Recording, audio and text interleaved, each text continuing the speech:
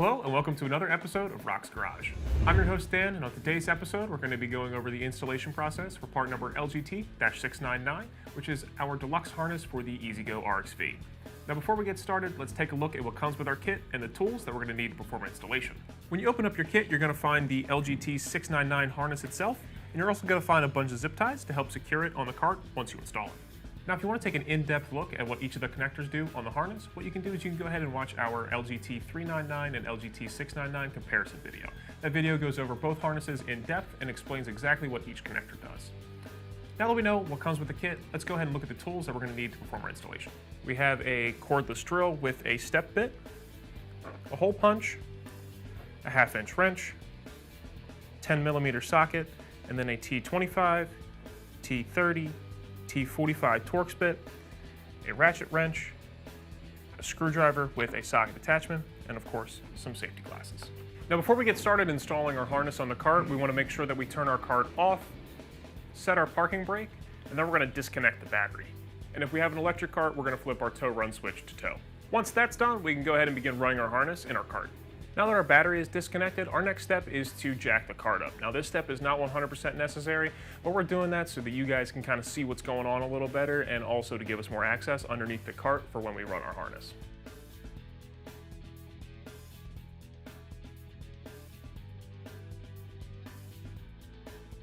Now before I actually install my harness onto the cart, what I like to do is I like to lay everything out on the ground just so I can establish where everything is going to go and kind of plan exactly where I want to run my harness before I actually commit to installing it.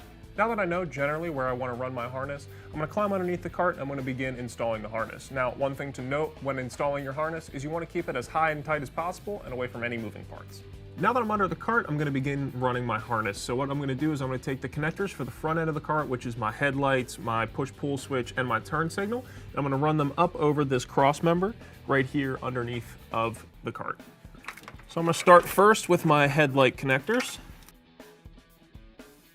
Next, I'm going to take my push-pull, and I'm going to disconnect it and run that section of the harness over that cross member. And then reconnect the push-pull so that I know which one is what. And now I'm going to run my 9-pin connector up and over. I'm going to have to disconnect that one too.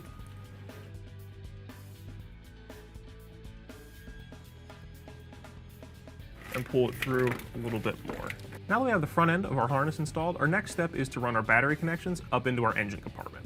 Now because we have a gas cart here, running our wires is going to be pretty easy because we have plenty of room, but if you had an electric cart, a good rule of thumb to follow is if there's any factory harness on your cart, try to follow that as much as you can, as that will give you some space to run your wires.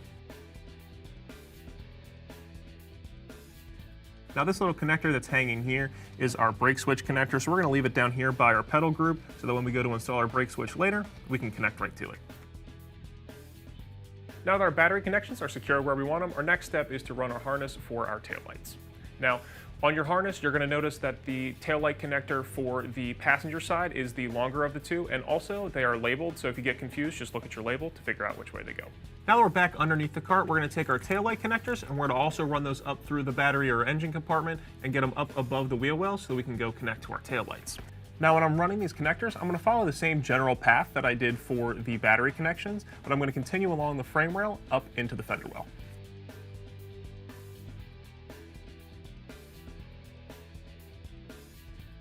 Now that I'm back above the cart, I'm going to take my driver's side taillight connector and I'm going to run it behind the solenoid pack here and up and over into the fender well so I can make my connection with my driver's side taillight. Now that our driver's side taillight connector is run where it needs to go, we're going to remove the access panel to make it a little easier for us to run our passenger side taillight connector.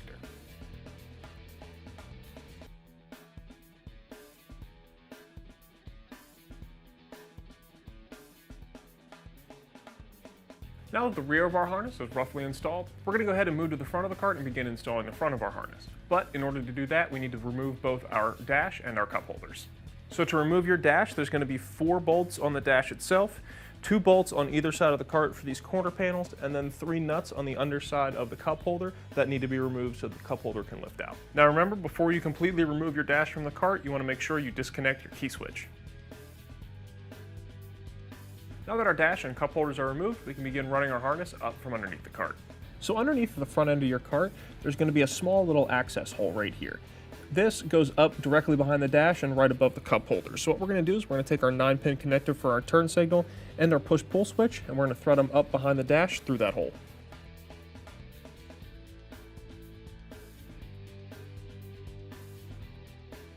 And also, while we're underneath the cart here, we're going to run our harness for our 2 headlights.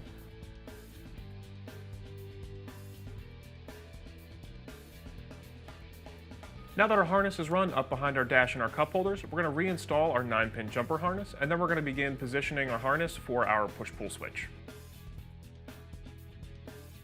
Now that we have our harnesses where we want them, our next step is to drill our hole for our push-pull switch on our dash. So I've decided that I'm going to install my push-pull switch right here on my dash. So what I'm going to do is I'm going to make sure I stay even with my key switch, and I'm going to mark a hole, and then I'm going to drill out the hole with my step bit to accommodate the push-pull switch.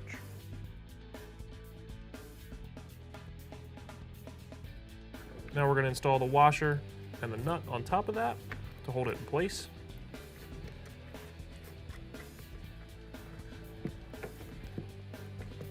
And now we can install the actual push-pull knob itself.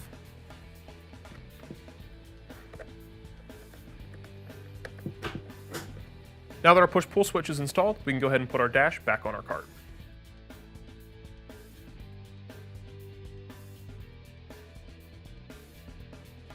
Before you completely reattach your dash, you want to make sure that you plug your key switch and your push-pull switch back in.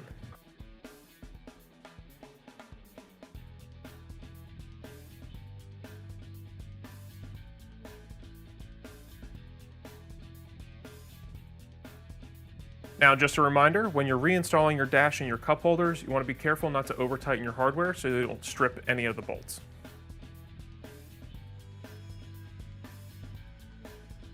Now that we have everything fully installed, we're going to go back through the harness and tighten down everything with some zip ties underneath the cart.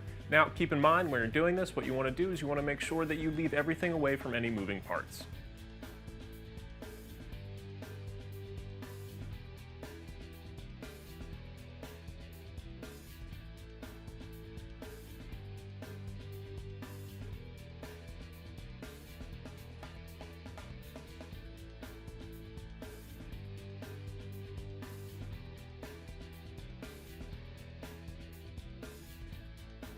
Now at this point, this would be where we would reconnect our battery, but we're not going to do that today because we're going to be installing a bunch of other accessories on this same harness, so we're not going to reconnect at this time.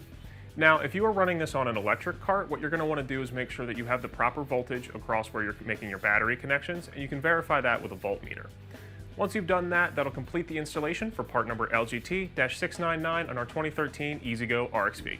Thanks for watching this episode of RHOX Garage, and I'll see you next time.